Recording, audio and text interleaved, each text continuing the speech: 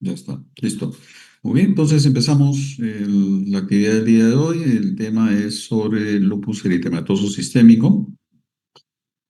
Esta es una enfermedad que tiene pues múltiples caras y es una de las enfermedades sin duda más complejas que hay en reumatología y probablemente también en medicina interna. Esta es una enfermedad autoinmune, crónica, multisistémica, como mismo lo dice el- el tema, es de causa desconocida y que presenta manifestaciones clínicas y de laboratorio proteiformes y curso y pronóstico variables. La característica principal de esta enfermedad desde el punto de vista patogénico es la formación de autoanticuerpos y complejos inmunes circulantes. A la final esto es lo que va a producir el daño eh, a través de este tipo de afección. El curso usual de esta enfermedad es que presente recaídas y periodos de remisión.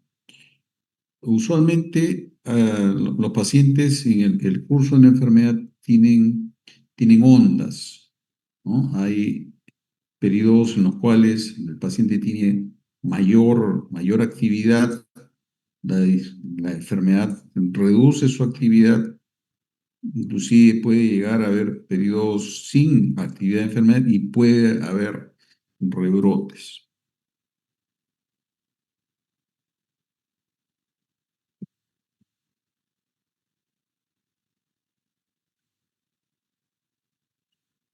Esta es una enfermedad que es relativamente poco frecuente. Eh, no tenemos estadísticas, digamos, muy fidedignas en nuestro país. Voy a mostrar posteriormente esto, pero le voy a mostrar los datos que tenemos en diversas poblaciones. La incidencia en Europa, por ejemplo, es alrededor de 7,8 por 100.000 habitantes año. En Estados Unidos, la incidencia es mayor, 23. Y en Latinoamérica, uno de los pocos países que tiene digamos, una zona de epidemiología más clara es Brasil, como vemos, parecido a lo que se ve en Europa. Esta es una enfermedad que tiene diversos tipos de características de acuerdo a la edad y también de acuerdo a la raza. Como ustedes ven acá, la incidencia por raza en el Reino Unido. Los negros tienen una incidencia de casi de 32 eh, ¿no? Pacientes con lupus por 1.000 habitantes, 100.000, perdón, 100.000 habitantes por año. Y en Estados Unidos es parecido, ¿no? La frecuencia de esta enfermedad en negros es mayor. En asiáticos y en blancos es bastante más baja. Y en nativos norteamericanos es parecido a los negros, ¿no? De hecho, el mestizaje hace que haya, digamos, una mayor frecuencia e inclusive de severidad por esta enfermedad. La edad de inicio se puede presentar entre los 15 y los 40 años con más frecuencia. Sin embargo, puede afectar a cualquier grupo etario. En el promedio está alrededor de los 30 años de edad como la edad de inicio. Pero insisto, esta es una enfermedad que se puede presentar en niños, adolescentes, adultos jóvenes, adultos y adultos mayores también.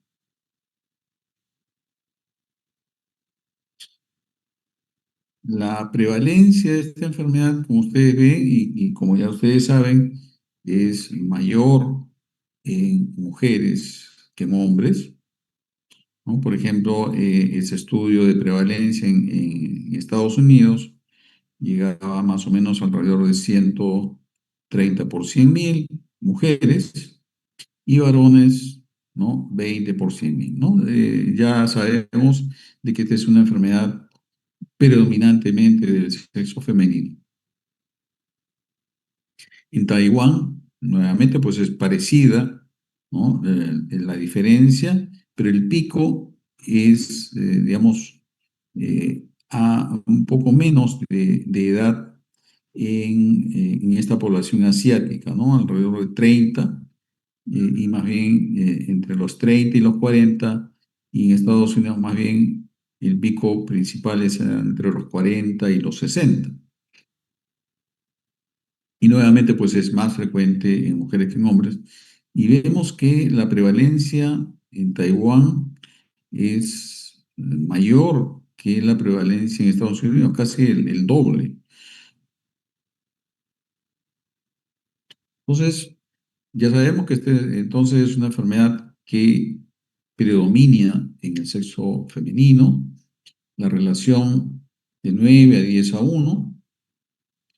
Es una enfermedad que condiciona eh, un incremento definitivamente en la mortalidad, y esta mortalidad ha ido mejorando en el tiempo. Sin embargo, hacia los años 90 hasta la actualidad, esa mortalidad ya no ha mejorado. Al inicio, a mediados del siglo pasado, la sobrevida era de menos del 50% a 5 años. Y en los años 80 y 90, cuando hay una, llamemos, revolución en el tratamiento, ¿no? O descubrimiento o redescubrimiento de algunos medicamentos, eh, esta tasa mejora.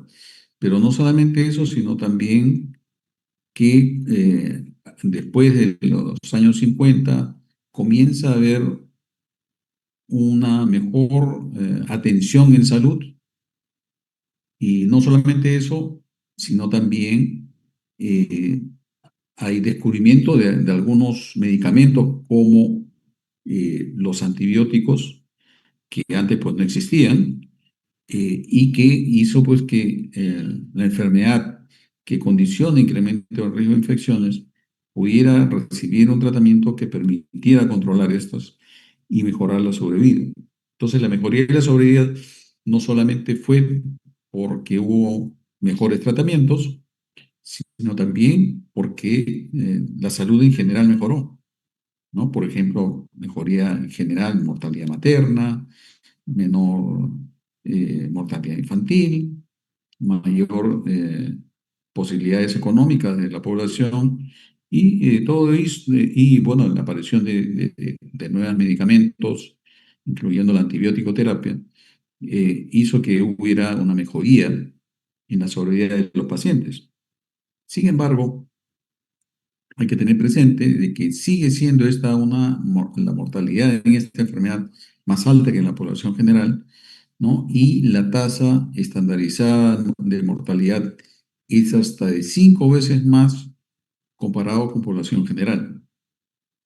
Se mueren hasta 5 veces más los pacientes con lupus comparado con población general.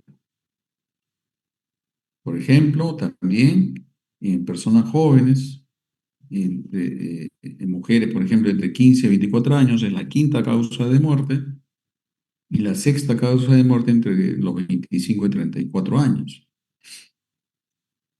Y en el lupus juvenil, esta tasa estandarizada de mortalidad es casi 19 más que en la población de la misma edad. O sea, esta es una enfermedad que condiciona definitivamente un incremento en la mortalidad, y por lo tanto requiere un tratamiento apropiado para mejorar las condiciones de vida del paciente, incluyendo la mortalidad.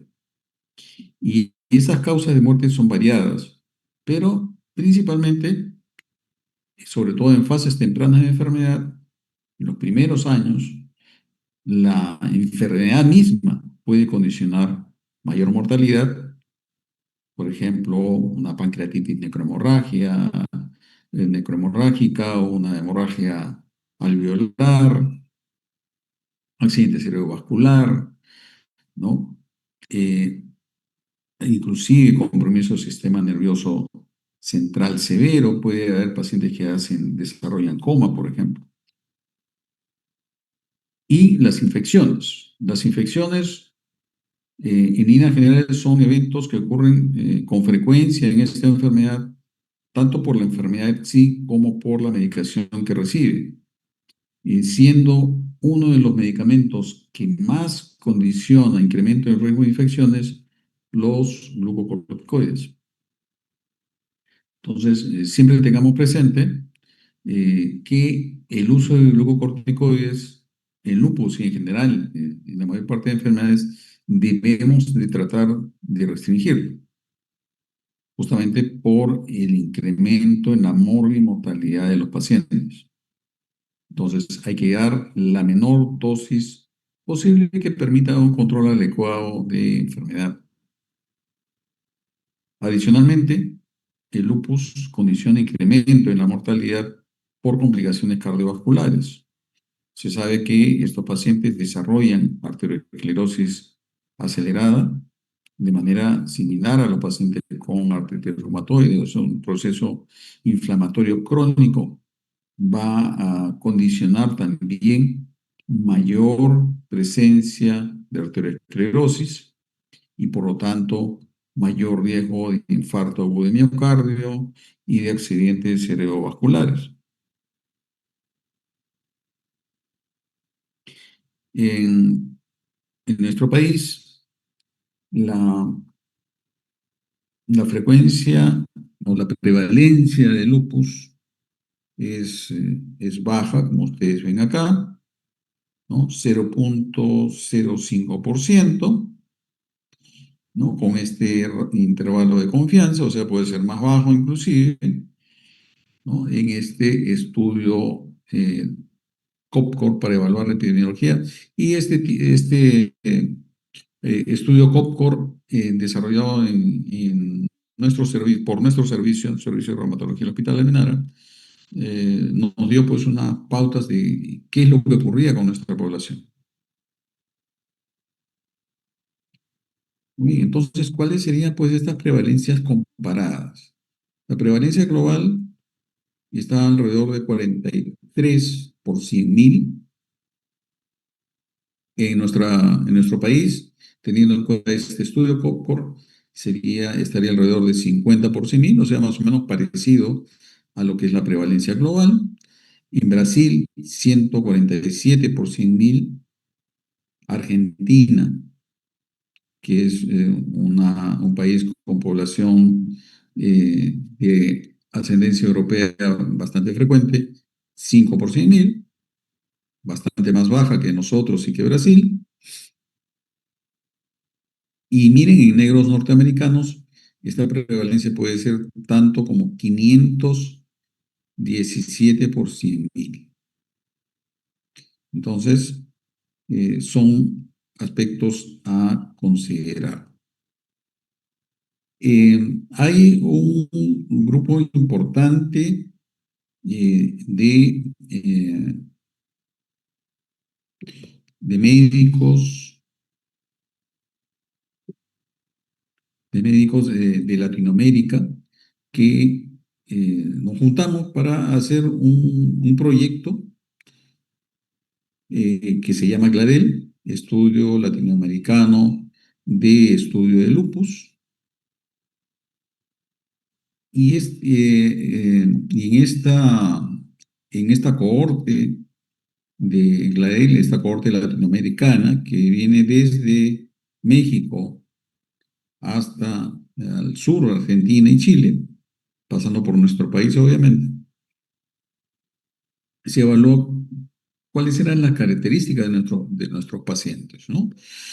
Y ven acá, por ejemplo, que el compromiso renal en la población mestiza y afro-latinoamericana era mayor que en las personas de raza blanca. Los mestizos y los negros latinoamericanos, mayor frecuencia y compromiso cardiovascular. compromiso hematológico también más frecuente en estas poblaciones, ¿no? Y estas diferencias son importantes porque tenemos que considerar pues, justamente que la, la raza mestiza y los descendientes africanos tienen enfermedad usualmente más severa.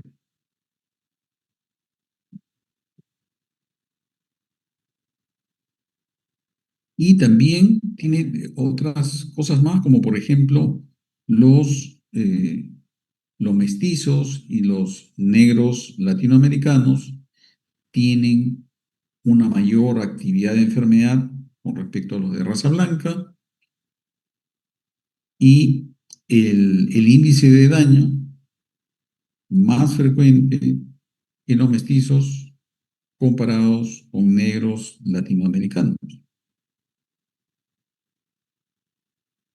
La mortalidad también mayor en pacientes tanto negros como mestizos de manera numérica, pero los mestizos y negros latinoamericanos tenían una menor edad, ¿no? Al inicio de la enfermedad y también una menor edad al momento de la muerte. Entonces, este es también un punto importante a considerar. Esta es una enfermedad en la cual el componente genético, ¿no? La herencia juega también un papel importante y estos datos nos muestran qué tan importante es. Por ejemplo, el riesgo de enfermedad en familiares, ¿no? En familiares de primer grado, por ejemplo, la mamá tiene lupus. ¿Cuál es el riesgo de que sus hijos tengan lupus? Es 17 veces más que una persona que no tenga ese antecedente. Los gemelos homocigotos tienen 315 veces más posibilidades de tener ambos lupus comparado con una persona que no tiene ese antecedente. ¿Ok? Entonces, hay una carga familiar, por lo tanto, herencia genética importante. Si comparamos con otras enfermedades, el riesgo de que familiares con artritis tengan también la misma enfermedad es de casi 3 veces, Sjögren casi 6 veces, pero definitivamente en el lupus esta carga familiar sin duda es más importante. Y más o menos en porcentaje, ¿qué porcentaje de familiares de primer grado pueden adquirir esta enfermedad?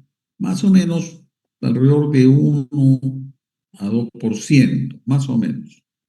Pero el 25% van a desarrollar alguna enfermedad autoinmune.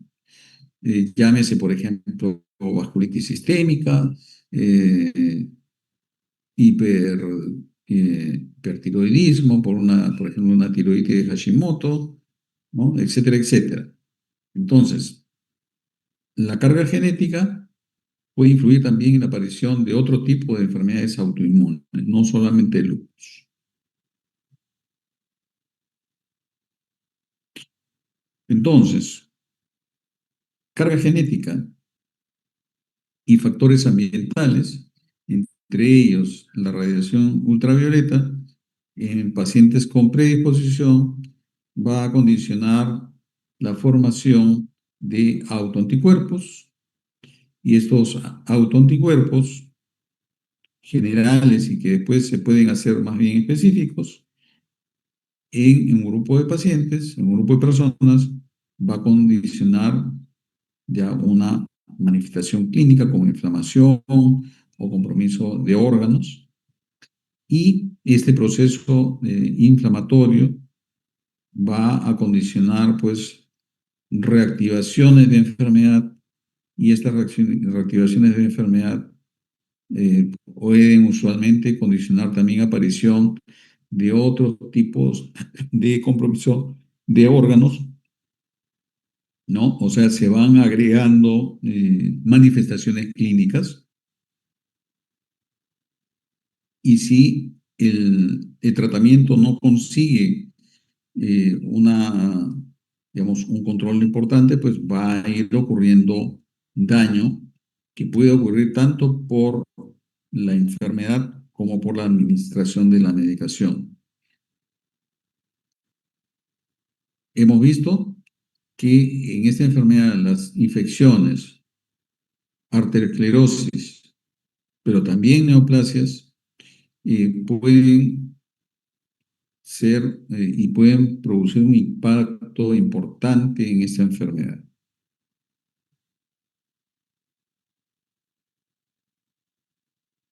Entonces, hay factores hormonales, que duda cabe, qué tan importantes son, eso no está claramente establecido. Modelos animales, especialmente los modelos murinos, muestran claramente pues, que el- los, las hormonas sexuales y también la prolactina juegan un papel en el desarrollo de la enfermedad. Esto no ha sido claramente demostrado en seres humanos, pero el hecho de que haya un predominio del sexo femenino, pues es un punto importante a considerar. Factores infecciosos fueron evaluados desde hace mucho tiempo y uno de los primeros gérmenes que se consideraba que pudiera estar influenciando en el desarrollo de la enfermedad fue el virus del Epstein-Barr, pero también retrovirus ha sido estudiado, pudieran tener un papel en el desencadenamiento de enfermedades autoinmunes sin duda. Es más, en esta epidemia de COVID se vio un incremento en la aparición de enfermedades autoinmunes. Entonces, hay un papel definitivamente disparador de este tipo de gérmenes, especialmente los virus, que pueden influenciar en el desarrollo de este tipo de enfermedades. Factores ambientales, uno de los más importantes, definitivamente la radiación ultravioleta, y por eso, de hecho, como parte del tratamiento, el uso de bloqueadores solares es súper importante. Otros factores ambientales como polvo de sílice o el consumo de tabaco también son factores disparadores de diversos tipos de enfermedades autoinmunes. Y una sustancia, L-cannabinina, que está presente en los brotes de alfalfa, también puede ser un factor precipitante, desencadenante de la aparición de la enfermedad. De hecho, este producto debemos de evitarlo en pacientes que tienen lupus. Y factores genéticos que ya habíamos conversado.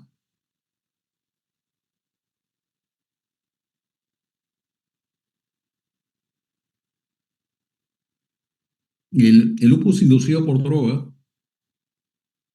es un ejemplo claro de cómo un factor ambiental puede condicionar la aparición de manifestaciones clínicas asociadas. Diversos tipos de medicamentos, como por ejemplo clorpromacina, metildopa, hidralazina, procainamida, isoniazida, entre otros tipos de medicamentos, incluyendo, por ejemplo, algunos anti-TNFs, biológicos anti-TNFs, algunos antirreumáticos como sulfasalacina, por ejemplo, pueden condicionar manifestaciones generales, ¿no? Como malestar general, artralgia, mialgias, fiebre, inclusive serositis, pueden condicionar citopenias, anticuerpos antivirales positivos con anticuerpos antihistonos. La característica principal del lupus inducido por drogas, por lo tanto, es, digamos, un lupus leve con aparición de síntomas coincidente con el inicio de estos medicamentos y desaparición de las manifestaciones mencionadas al interrumpir la medicación.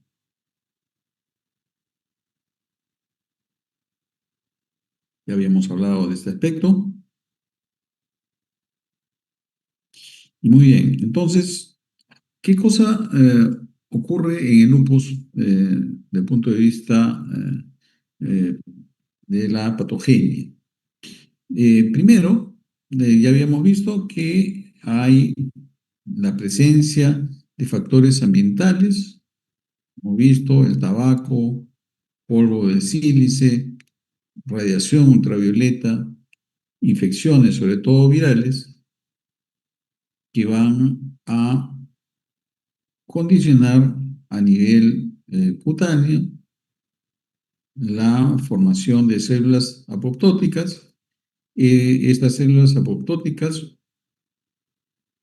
eh, por un defecto en la fagocitosis, no van a poder ser eliminadas y por lo tanto el material intracelular, incluyendo obviamente el material nuclear, va a hacer que haya una mayor oferta, ¿no? Una mayor presentación de estos autoantígenos y las células dendríticas, ¿no? Que son células presentadoras de antígeno profesionales, van a activar a los linfocitos T y esta activación de linfocitos T va a condicionar también la activación de linfocitos B. Los linfocitos B se van a diferenciar en células plasmáticas y van a formar los autoanticuerpos. Estos anticuerpos, estos autoanticuerpos se van a unir a los antígenos, ¿no? Y estos complejos inmunocirculantes van a depositarse en los tejidos, van a desencadenar la cascada del complemento y producir el daño respectivo. Estas vías de activación pueden ser usadas desde el punto de vista terapéutico para bloquear estos efectos, ¿no? Por ejemplo, hay un medicamento que se llama belimumab, es un anticuerpo, es una terapia biológica, en el cual bloquea el factor activador de linfocitos B, ¿no? Y este bloqueo de la activación de este factor va a hacer que haya menos activación de los linfocitos B y por lo tanto menor producción de autoanticuerpos. Hay tratamientos también dirigidos a depletar linfocitos B específicamente, por ejemplo el rituximab y actualmente también el obinutuzumab, que ha sido recientemente aprobado para su uso en pacientes con lupus, o el bloqueo del interferón 1 alfa, que va a hacer que el macrófago, que normalmente produce esta citoquina, no activa los linfocitos B y por lo tanto condiciona menor formación de autoanticuerpos. En esta parte es donde actúa un medicamento relativamente nuevo que es el anifrolumab.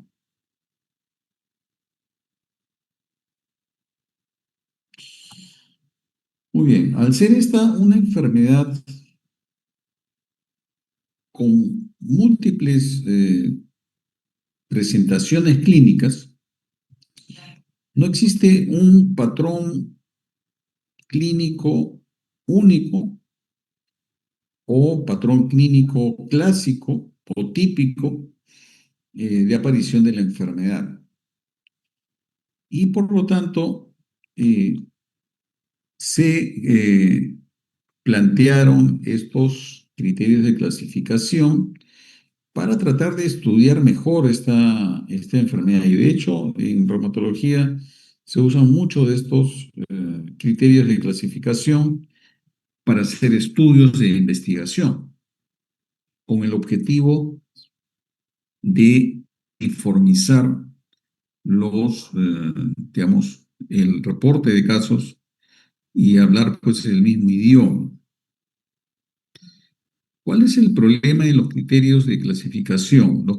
Para empezar, los criterios de clasificación pueden usarse como criterios para diagnóstico, sí, pero el tener, digamos, un paciente que cumpla criterios de clasificación no nos asegura que realmente tenga la enfermedad. Es más probable que lo tengan, pero hay otras enfermedades que también pueden darnos estos resultados positivos.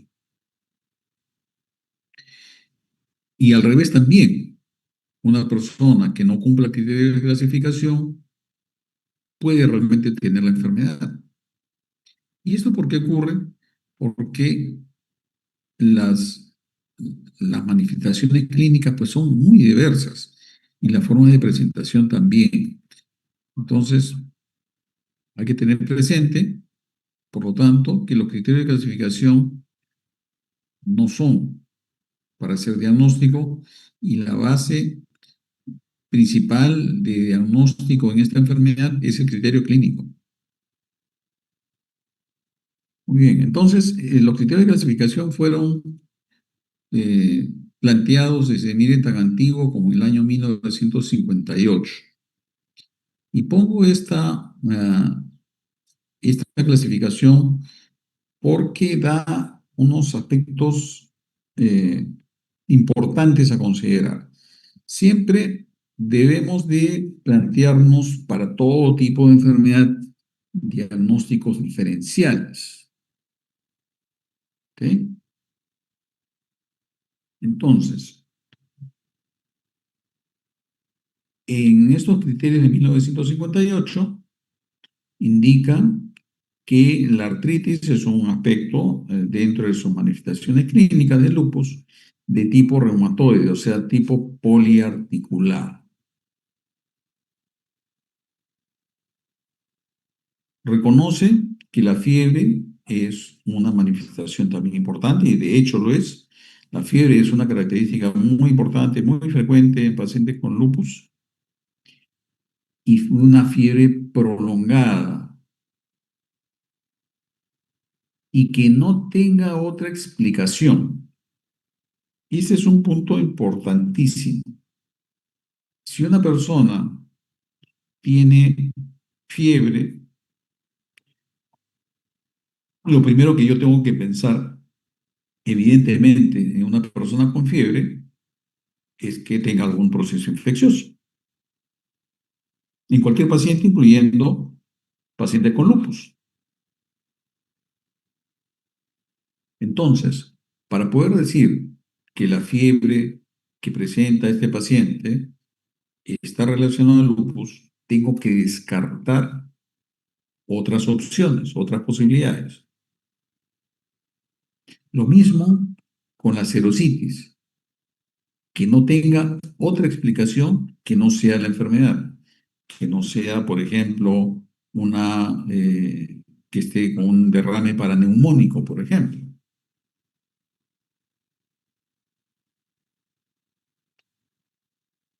Compromiso cardíaco no explicado, etcétera, etcétera, ¿no? Entonces, estas manifestaciones deben de debe asegurarse que sea relacionado al lupus, teniendo en cuenta que hemos descartado otras opciones que expliquen esta manifestación. En el año 71 se plantearon otro criterio de clasificación y como ustedes ven ya distinto a lo del año 58. eh, encontraba, por ejemplo, incluía anemia hemolítica, incluía el compromiso del sistema nervioso central, específicamente psicosis y o convulsiones. Acá era algo totalmente vago,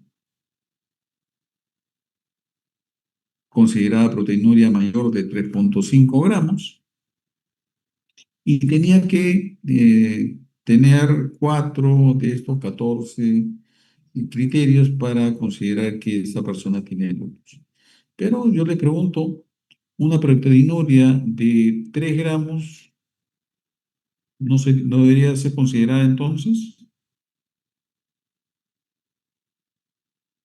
Entonces, en el año 1982 se replantearon estos criterios y fueron un poco más específicos. Acá ponían, por ejemplo, artritis sin deformidad en el año 71 y en el año 82 eran ya más, digamos, más finos, más específicos. Artritis no erosiva, para diferenciar lo que es la artritis reumatoide, que es una artritis erosiva, de dos o más articulaciones periféricas. Esto nos indica, nos destaca que usualmente en el lupus la afección articular suele ser de pequeñas articulaciones y artropatía de Yaku también era considerado como parte del cuadro. Y la artritis sin deformidad se refería a la deformidad que ocurre en las artritis reumatoides, ¿no? Que es la desviación cubital, con los dedos en cuello de cisne, o el pulgar en Z, o el dedo en botonero, pero en el lupus también ocurre una artropatía con deformidades que que puede también darnos desviación cubital, nos puede dar dedos en cuello de cisne, pero la diferencia es que es no erosiva y no limita la movilidad articular. Vemos acá también que los criterios del 82 revisados en el 97 ya no consideraban, pues, como en el año 71, una proteinuria de más de 3,5 gramos, sino más bien una proteinuria más de 0,5. Entonces, en este caso, pues vemos que se fueron modificando estos criterios hacia la década de los 70. Se comienza a identificar otros anticuerpos e incluyeron el anti-DNA y el anti-SM, y en el año 97 se incluyó los anticuerpos antifosfolipídicos. Hacia el año 71 todavía no había, ¿no?, los anticuerpos antinucleares, sino más bien las células LE, pero ya el año 82 se incluyó los anticuerpos antinucleares. El problema de los criterios de clasificación es que al inicio de la enfermedad, solo la mitad de los pacientes cumplían criterios de clasificación. Entonces, ese es el problema y ese es el error de los criterios de clasificación. Hay un grupo de pacientes que, a pesar de que tienen la enfermedad, no son clasificados como tal. ¿Ok? Y ese es un refuerzo para mostrarles que los criterios de clasificación no siempre, y de hecho en un porcentaje importante de pacientes, no nos va a permitir hacer un diagnóstico temprano.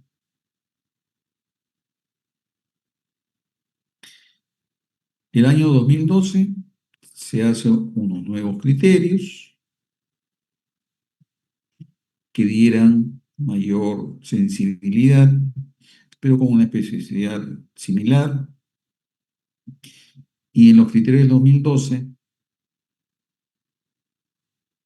también se consideraba, igual que en los del año 82, que debía tener cuatro criterios y especificaba que por lo menos uno de ellos debía ser clínico y otro inmunológico.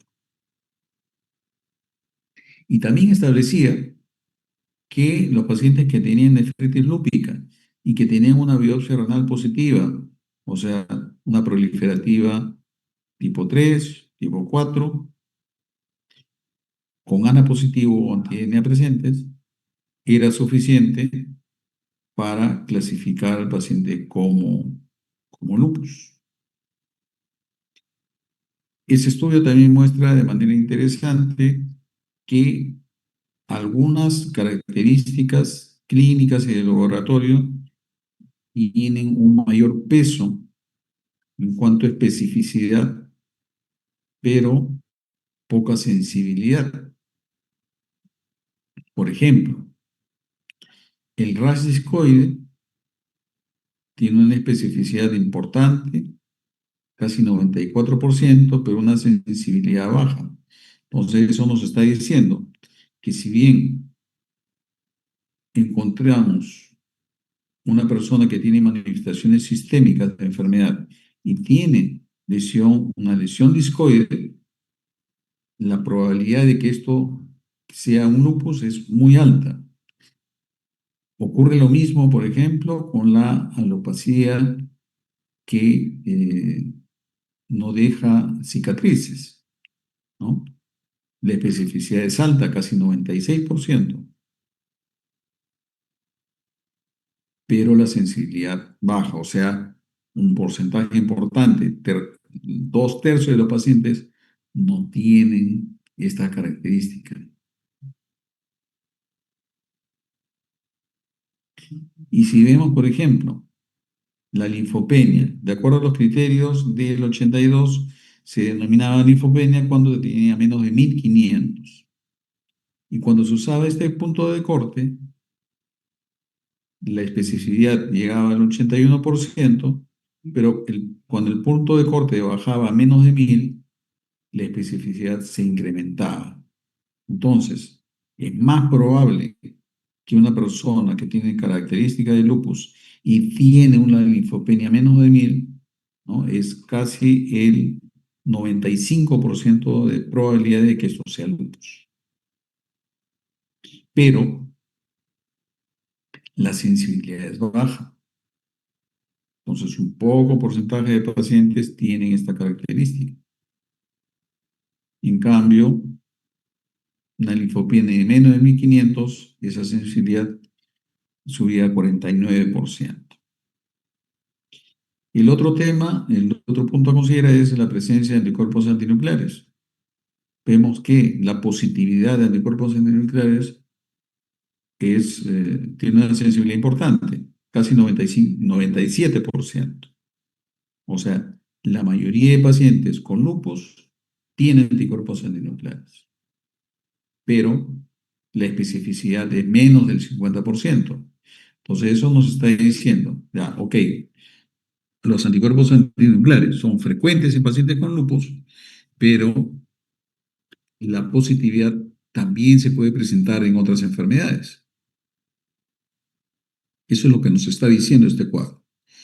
¿Okay? Y esa es una de las razones por las cuales los criterios de 2019 incluyeron a la positividad de anticuerpos antinucleares como criterio de inicio, ¿no? Porque es poco frecuente que un paciente con lupus tenga anticuerpos antinucleares negativos. No dice que no haya ese tipo de pacientes, sí lo puede haber, pero es poco frecuente. Entonces, esa es la razón porque los criterios de clasificación dejan de lado a estos pacientes que tienen ANA negativo. Entonces, ¿se puede hacer diagnóstico de lupus en un paciente que tiene ANA negativo? Sí, ¿por qué no? Paciente que tiene, por ejemplo, Rash malar, tiene alopecia, ¿no? que no deje cicatriz, que tenga anemia hemolítica, ¿no? Obviamente anemia hemolítica autoinmune, que tenga hipocomplementemia y tiene ANA negativo. ¿Quién me dice que ese paciente no tiene lupus? Entonces, la negatividad de anticuerpos nucleares nos indica de que el paciente no tiene lupus, no, pero es menos probable. ¿Ok? Entonces, tengan presente eso al momento de interpretar, ¿no? El examen y al momento de interpretar el cuadro clínico. Entonces, los criterios de clasificación del 2012 incluye manifestaciones clínicas que no estaban consideradas en los criterios anteriores. Por ejemplo, ya habíamos visto rash malar, ¿no? Lupus discoide, fotosensibilidad con manifestaciones cutáneas, pero acá se incluyen más variables. Ya no solamente rash malar, sino en el lupus cutáneo agudo incluye pues el lupus buloso, rash maculopapular, necrólisis tóxica epidérmica, fotosensibilidad, e incluye también al lupus cutáneo subagudo. Y el lupus cutáneo crónico no solamente es el rash discoide, sino también el lupus hipertrófico, la paniculitis, lupus mucoso, lupus túmidos, lupus pérreo. En compromiso neurológico ya no solamente es convulsiones y psicosis, sino también agregan mononeuritis múltiple, mielitis, neuritis craneal o neuritis periférica, pero no incluyen otras manifestaciones, como por ejemplo el síndrome de Guillain-Barré, que puede ser parte de la manifestación clínica de un paciente con lupus.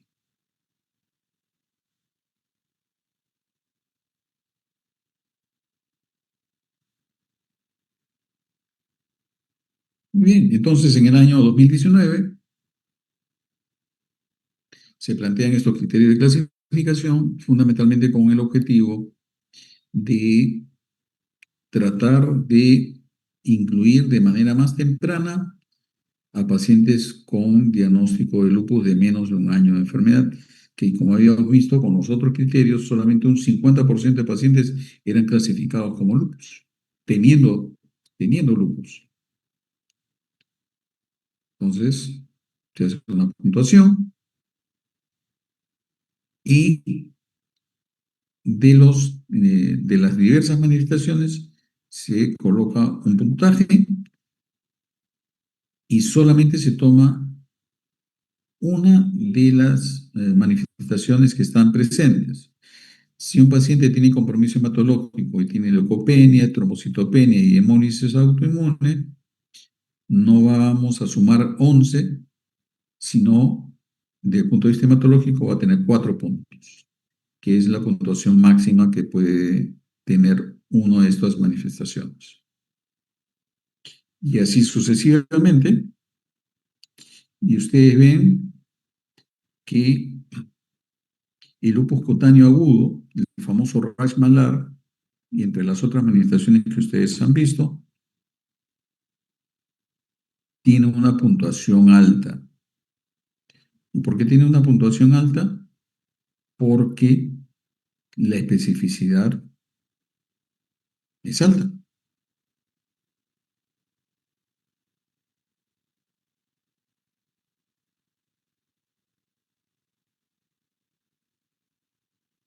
Compromiso renal, las clases proliferativas, la tipo 3 y la tipo 4, son las manifestaciones que tienen mayor puntuación. Vemos ahí 10 puntos.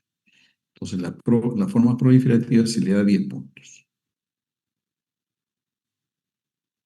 Los anticuerpos específicos también tienen una puntuación alta porque la especificidad es alta. Habíamos visto que casi la especificidad del anti-IgM es casi 99%, ¿no? Y se dice, pues, por lo tanto, que una persona que tiene un cuadro clínico con compromiso multisistémico y que tiene anti-IgM positivo, tiene lupus hasta que se demuestre lo contrario. Sin embargo, la sensibilidad, como ven ustedes, es baja, 26%. O sea, solamente la cuarta parte de los pacientes con lupus tienen anti-IgM positivo. Pero de los que tienen anti-IgM positivo, eso es lupus prácticamente con total certeza. Muy bien, entonces, para clasificar a un paciente de acuerdo a esos criterios, debe cumplir una puntuación de 10 y más el criterio inicial, que es la positividad de anticuerpos antinucleares a un título mayor o igual a 1/80, con el sustrato de células HEP2. Los criterios son aditivos, eso significa de que si hace 6 meses tuvo artritis y luego de 6 meses hace una serositis y ya no tiene artritis, se suma como tal, ¿no? O sea, ya tuvo artritis, ok, perfecto, ahora tiene serositis, vamos agregando. Y la ocurrencia de un criterio puede presentarse solamente una sola vez y ya está, y es suficiente para considerarla como parte de los criterios de clasificación. Y, como dice acá, los criterios no necesitan ocurrir de manera simultánea.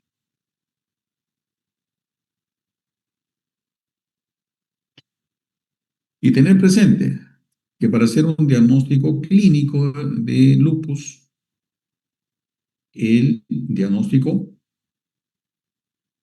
valga la redundancia, es clínico. Como dice acá, el gol estándar para diagnóstico de lupus es el diagnóstico por el especialista, en este caso el reumatólogo.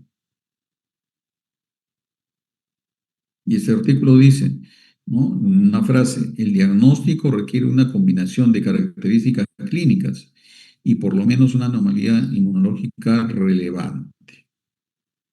Pero hay que tener presente que los anticuerpos antinucleares se presentan aproximadamente en el 5% de población adulta sana.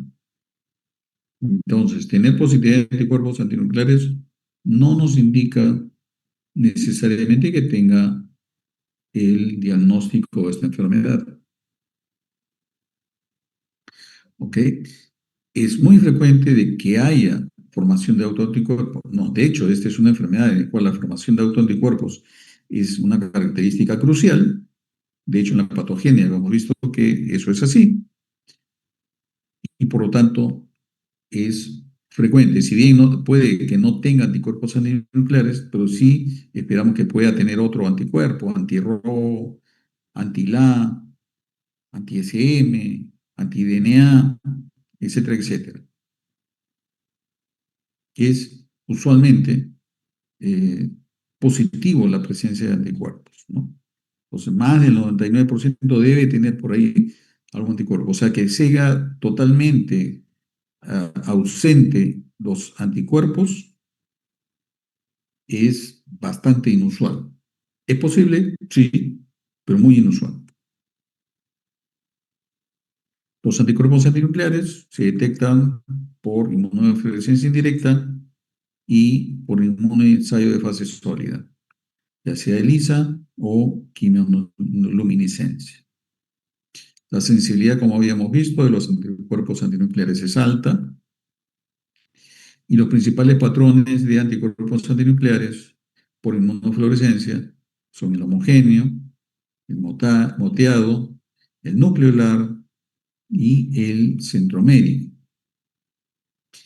Y Las características de cada autoanticuerpo se asocia a algunas características clínicas y también se puede asociar a algunas enfermedades eh, autoinmunes distintas al lupus.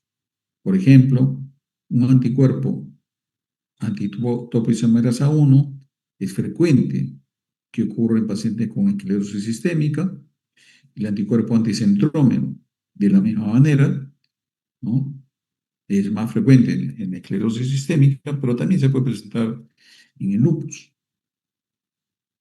Los anticuerpos anti-DNA se presentan casi exclusivamente en el lupus y el patrón digamos, el patrón de inmunofluorescencia cuando hay positivo anti-DNA suele ser homogéneo.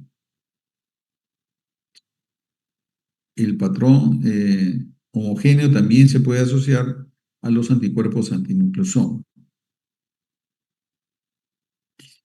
Los anticuerpos anti-SM, en cuanto a el estudio de inmunofluorescencia, suele ser de tipo moteado y moteado grueso.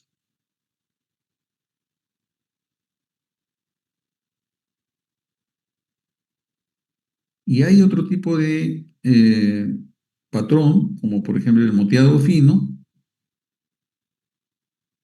que puede estar presente hasta en 8% de individuos sanos asociado a este anticuerpo DFS70, que en algunos estudios ha encontrado que no es específico para lupus, porque de hecho se encontraba que más o menos 50 a 70% de los pacientes que tenían estos anticuerpos no tenían lupus. Sin embargo, el que sea, digamos, positivo, tampoco nos descarta que no tenga lupus, porque hay un porcentaje de pacientes con lupus que también tienen estos anticuerpos. Muy bien. En un paciente con sospecha de lupus, los exámenes auxiliares entonces son importantes. Los anticuerpos antinucleares son útiles fundamentalmente para diagnóstico, no nos sirve para hacer seguimiento. El anti-SM, también útil para diagnóstico, no sirve para hacer seguimiento. Y la entidad de doble cadena, que sirve tanto para diagnóstico como para seguimiento del paciente. Las personas que tienen lupus, perdón, y tienen un anti-DNA elevado, usualmente tienen la enfermedad activa. Y si los títulos de anti-DNA van disminuyendo, también coincide con la reducción de actividad de la enfermedad. ¿Qué porcentaje de pacientes tienen anti-DNA positivo? Alrededor del 60%. Ya habíamos visto en la T-SMIT entre 25 a 30%. El consumo de complemento es una característica importante de pacientes que tienen enfermedad severa, ¿no? Y especialmente pues el C3 y el C4.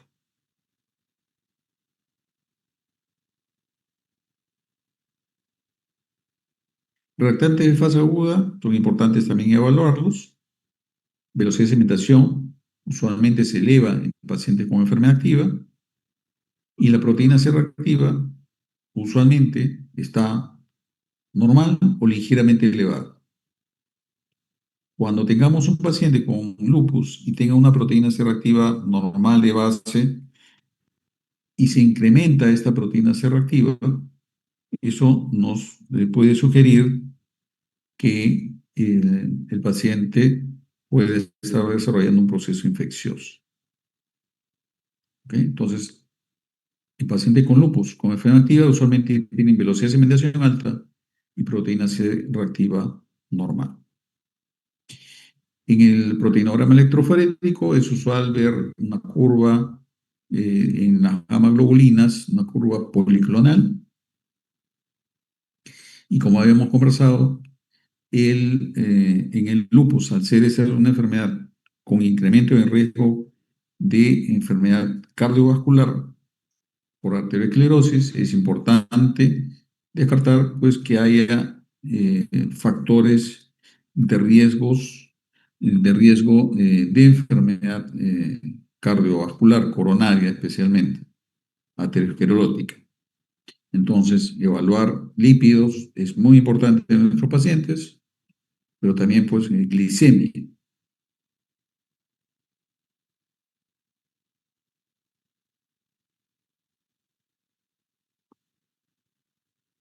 Al ser esta una enfermedad sistémica, las manifestaciones sistémicas, los síntomas generales son muy importantes y muy frecuentes, de hecho. La astenia, el cansancio, prácticamente todos los pacientes que tienen enfermedad activa lo sienten.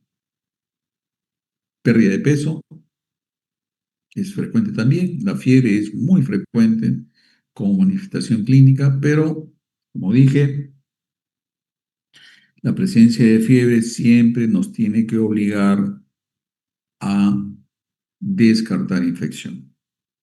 No nos quedemos con que, tiene lupus, entonces la fiebre es por lupus. Siempre, aunque nosotros pensemos de que eso es por la enfermedad, debemos de descartar infección. Manifestaciones del aparato locomotor, obviamente la más frecuente es la artritis, pero también puede haber dolor articular, o sea, solamente puede haber artralgias, la artropatía de Yakult, como hemos mencionado, con las deformidades respectivas, puede haber necrosis aséptica, que puede ser parte de la enfermedad como parte de la complicación de medicación, especialmente corticoides, pero también puede haber tendonitis, rupturas tendinosas, puede haber miopatía inflamatoria y obviamente, pues, como cualquier otra persona, puede también tener fibromialgia. Esta es una foto de una persona que tiene artropatía de Yakult, como ven, una deformidad en cuello de cisne, pero que se toma una radiografía, vemos la desviación cubital, pero sin erosiones ni disminución del espacio articular. Otro ejemplo, sin una sola erosión, a pesar de la tremenda deformidad. Manifestaciones cutáneas, ya hemos ido hablándolas, tanto específicas como inespecíficas. Las específicas se refieren a el lupus cutáneo agudo, subagudo y crónico. Y las inespecíficas que pueden estar presentes en otro tipo pues, de entidades, como vasculitis, como una púrpura palpable, por ejemplo, livideo reticularis, úlcera o gangrena periférica. Una característica importante del rash malar en el lupus es que es un rash inflamatorio elevado que respeta surco nasogeniano.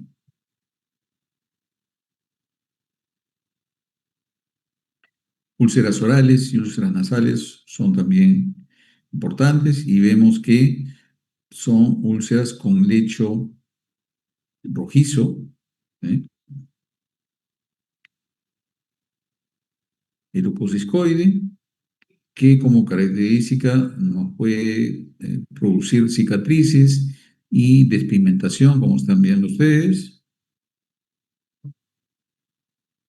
La alopecia en el lupus suele ser una alopecia difusa, puede haber en parches también, pero es más característico la forma difusa, con piel, con cabello quebradizo y muy fino, es como cabello de bebé, bien delgadito y quebradizo y de fácil desprendimiento. Livideo reticulares, esta es una forma de lupus cutáneo subagudo, forma psoriasiforme. La paniculitis, que implica compromiso del tejido celular subcutáneo. vasculitis. Permítame un segundito, no se me vaya a cortar esto. Un segundito voy a cargar.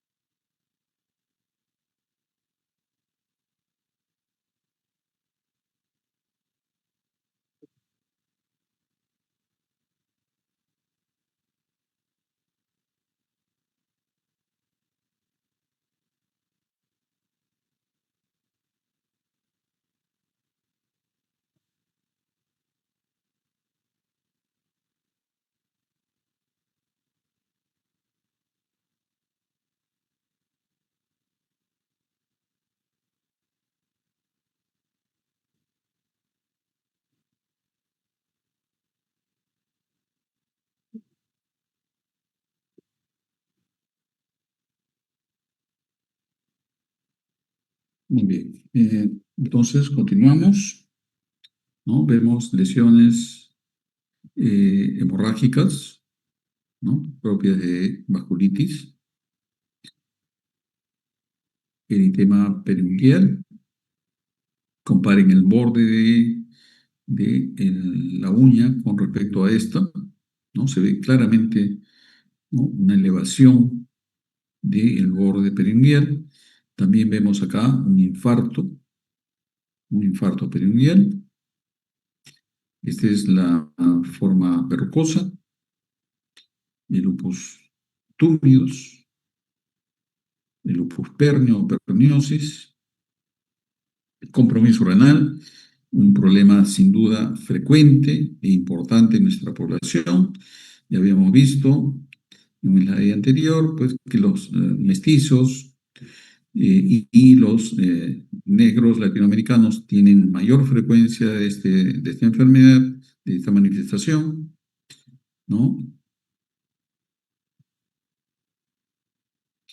Y tenemos diversas clases, la clase 1 hasta la clase 6, que es la esclerosante, que es la, digamos, forma final, y las formas, digamos, más severas son la clase 3 y sobre todo la clase 4, que es la proliferativa difusa. En la evaluación renal vemos y debemos de evaluar lo que se llama índice de actividad e índice de cronicidad, tanto lesiones glomerulares, proliferación celular, necrosis fibrinoide con cariorrexis, trombos hialinos, semilunas. Este es un punto importante porque nos va a dar, digamos, la severidad de enfermedad.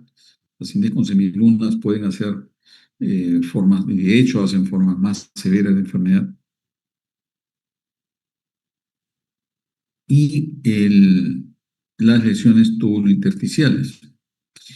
Y la cronicidad, esclerosis glomerular, semilunas fibrosas, atrofia tubular o fibrosis intersticial,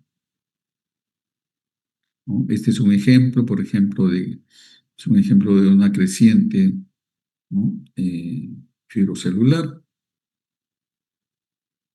Acá vemos proliferación. Acá vemos engrosamiento de asas, que es lo que usualmente vemos en la nefritis membranosa. Acá vemos una proliferación focal. Acá vemos adicionalmente, por ejemplo, una fibrosis capsular. Se puede encontrar eh, a nivel, digamos, de las arteriolas, trombos, los famosos lesiones en asas de alambre, que no es otra expresión que el depósito de complejos inmunes a nivel subendotelial, trombos hialinos a nivel intraglomerular, manifestaciones neuropsiquiátricas que pueden ser múltiples, ¿no? accidente cerebrovascular, cefalea, meningitis aséptica, mielopatía, convulsiones, mononeuropatía, plexopatía, miastenia gravis, polirrediculoneuritis, lo que había mencionado el Guillain-Barré, o polineuropatía también, pero también manifestaciones psiquiátricas, incluyendo ansiedad, depresión o psicosis. A nivel oftalmológico puede dar esas manifestaciones, puede dar epiescleritis, puede dar escleritis, puede también producirse vasculitis retiniana, los famosos cuerpos citoides que corresponden a estas lesiones, compromiso pulmonar, sin duda el más frecuente, serositis, pero también puede haber neumonitis aguda, puede haber enfermedad pulmonar intersticial, disfunción diafragmática y la más severa, sin duda, la hemorragia pulmonar. Ejemplos de derrame pleural, ejemplos de hemorragia alveolar, disfunción diafragmática con elevación de mi diafragma izquierdo, compromiso hematológico, la anemia frecuente, leucopenia frecuente, trombocitopenia de la misma manera, y la anemia puede ser tanto por enfermedad crónica como una anemia hemolítica. La ateromatosis es, ya hemos conversado, un punto importantísimo y tenemos que evaluar factores de riesgo cardiovascular. Y vemos acá, pues, en este trabajo que la ateromatosis subclínica se presenta hasta en un 40% de pacientes. Y el riesgo de desarrollar enfermedad coronaria es de hasta 8 veces más en personas menores de 55. Y tener presente y recordar que el riesgo cardiovascular, el riesgo de tener un infarto de miocardio, es 52 veces más que una persona de este grupo etario que no tiene diagnóstico de lupus. O sea, no es raro encontrar pacientes jóvenes que estén con dolor de pecho y que hagan un infarto de miocardio. Entonces, eh, ustedes reciben a un paciente con diagnóstico de lupus joven, tiene 30 años y tiene dolor precordial tipo opresivo, no digan, ah, no, esa es una condritis, ¿no? Soliciten sus enzimas y pidan evaluación por un cardiólogo.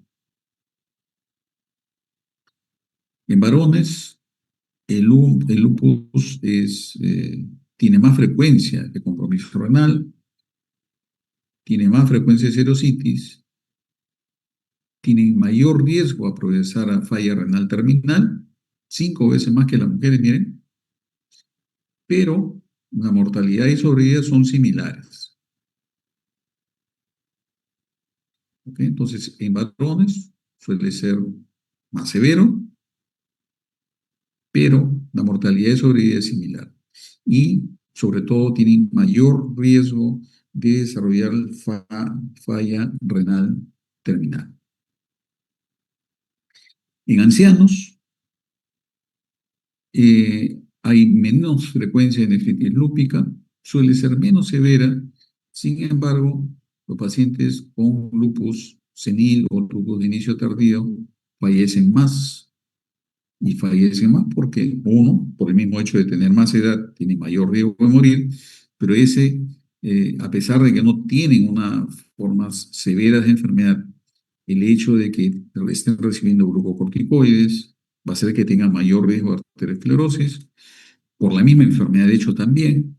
Por lo tanto, estos pacientes suelen morirse más que los jóvenes en, en porcentaje.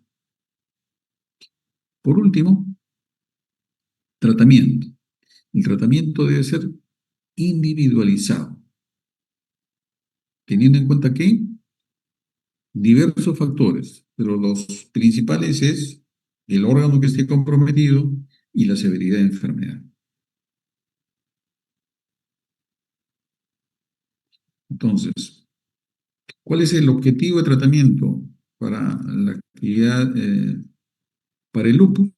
Uno, tratar de conseguir una baja actividad de enfermedad, ¿no?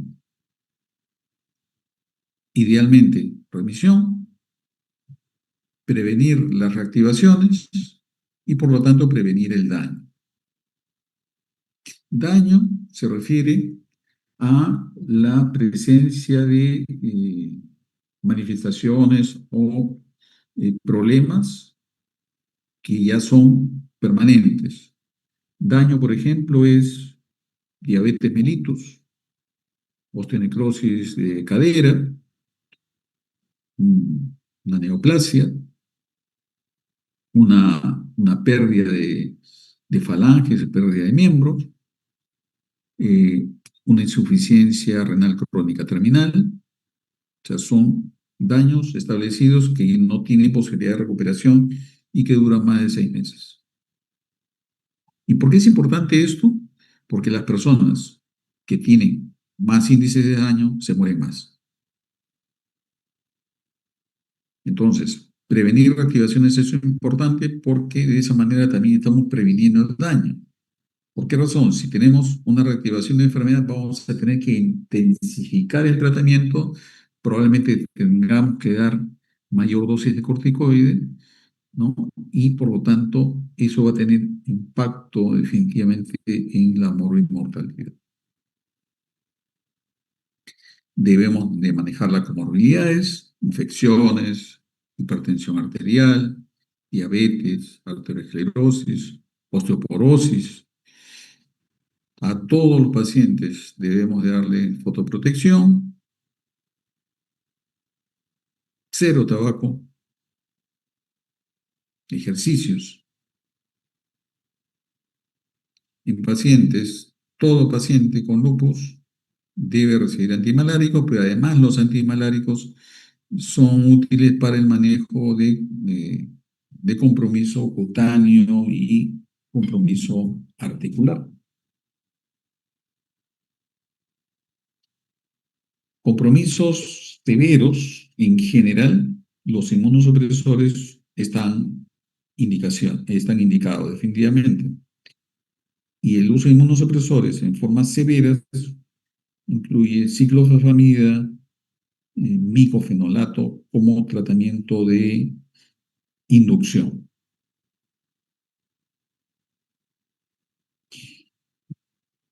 Los glucocorticoides, contra lo que muchos pueden pensar, deben de ser usados, evitar su uso para empezar si es posible, ¿no? Si tiene, por ejemplo, manifestaciones leves de enfermedad, supongamos de que esa persona tenga eh, artritis y tenga ras malar y no tiene otra cosa más.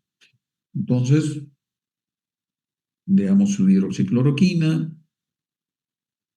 de repente por ahí un poco de corticoide tópico, pero no corticoide, digamos, sistémico, y un antiinflamatorio, por ejemplo, un esteroideo.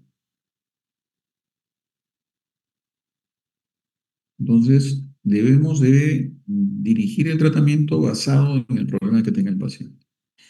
Inmunosupresores, inmunomoduladores, ciclofosfamida, micofenolato para las formas más severas, azathioprina, usualmente usado como tratamiento de mantenimiento y en algunas otras, digamos, formas menos severas de enfermedad, metotrexate y leflunomida, sobre todo metotrexate usado principalmente para compromiso articular. Hay pacientes que tienen problemas de artritis importante.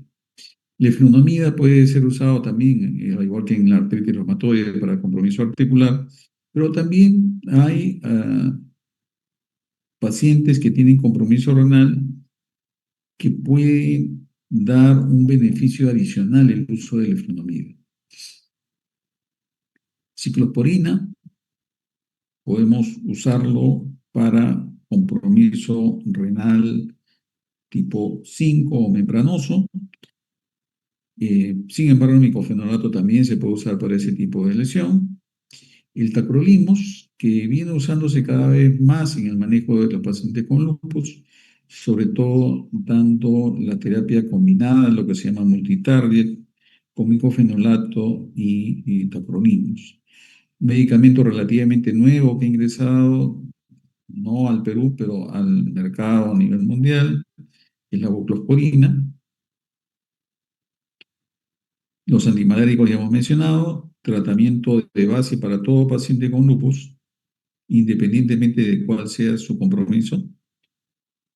Y los biológicos, ya habíamos mencionado, el rituximab anti-CD20, el belimumab anti-BAFF y anifrolumab anti-interferón 1.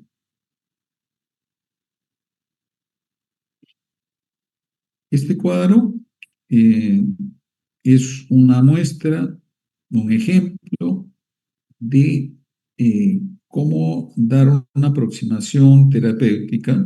Esta es una guía de la Sociedad Británica de Reumatología y vamos a poner, por ejemplo, un ejemplo. Vamos a poner un ejemplo. Un paciente que tenga fatiga, rash malar, alopecia, úlceras orales, artralgias, mialgias, plaquetopenia moderada o leve. ¿Qué cosa podemos darle? Prednisona, dosis no mayores de 20 miligramos por 1 o 2 semanas, o metilprednisolona intramuscular, 80 a 120 miligramos, y agregarle hidroxicloroquina, metotrexate, antiinflamatorios. Si conseguimos una respuesta adecuada, reducir la dosis, ¿no?, de prednisona a dosis máxima de 7,5 miligramos diarios, hidroxicloroquina de mantenimiento 200 miligramos y metotrexate 10 miligramos semanal. Si conseguimos remisión, debemos de buscar que reducir los medicamentos y eventualmente suspenderlos, excepto la hidroxicloroquina. O sea, la hidroxicloroquina, mantener. Si tiene formas más severas, ya se da dosis mayores de prednisona, ¿no?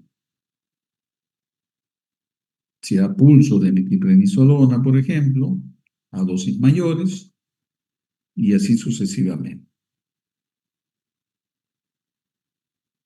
Esta guía, el del 2012, de manejo de nefritis lúpica, considera, por ejemplo, dos opciones. En pacientes que tienen nefritis lúpica proliferativa, ya sea tipo 3 o tipo 4.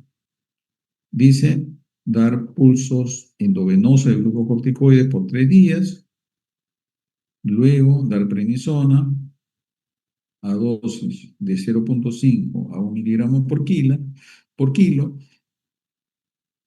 y reducción de dosis después de unas pocas semanas a la menor dosis efectiva posible. Y consideran dar dosis de 1 miligramo por kilo, no 0,5, sino 1, en aquellos pacientes que tengan crecientes celulares.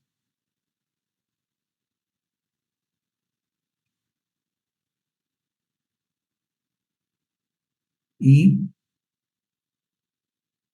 adicionalmente se puede usar,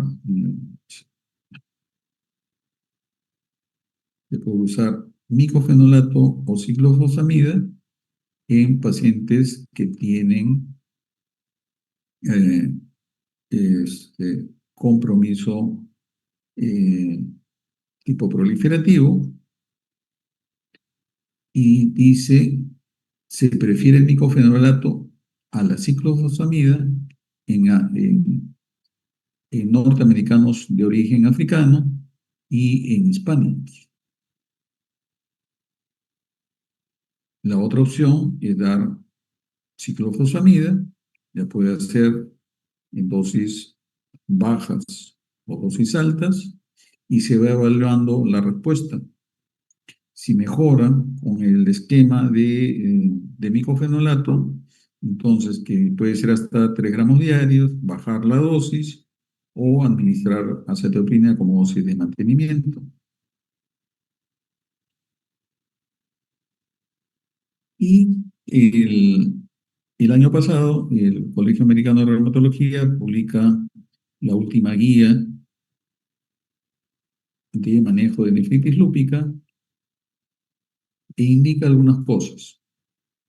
El tratamiento debe ser iniciado tan pronto como sea posible. Debemos usar siempre hidroxicloroquina, como ya sabemos. Se puede usar medicamentos inhibidores del sistema renina-angiotensina, ¿no?, para reducir proteinuria, por ejemplo, enalapril, losartán, y sugiere la posibilidad de usar terapia triple, glucocorticoides, micofenolato y una de estas tres opciones: belimumab como terapia biológica, inhibidores de calcineurina, especialmente inhibidores de calcineurina, si tiene una proteína importante mayor de 3 gramos, pero requiere que la depuración sea mayor de 45, porque los inhibidores de calcineurina, como el tacrolimus, ciclosporina, voclosporina, pueden producir daño renal, ¿no? Y el objetivo es conseguir una remisión completa. Y remisión completa significa tener una proteinuria menor de 500 miligramos y una depuración de creatinina por lo menos 80% del valor inicial.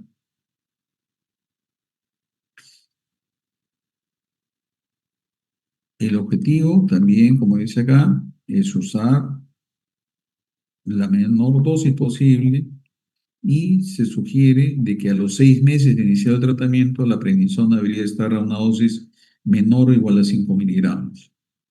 Y al inicio del tratamiento, dar dosis no mayores de 0,5 miligramos de prednisona. ¿Okay? Entonces, como ustedes ven acá, el uso de corticoides se trata de dar la menor dosis. En las guías del 2012 consideraban que podía darse hasta 1 gramo, y estas dosis, no, perdón, hasta 1 miligramo por kilo, y ahora estándar no más de medio por kilo, como dosis máxima 40 miligramos. Muy bien, entonces, esta es una enfermedad compleja, con múltiples manifestaciones y, por lo tanto, con tratamientos distintos de acuerdo al tipo de patología. Y eso sería todo con respecto a mi presentación. No sé si tienen alguna pregunta, alguna duda.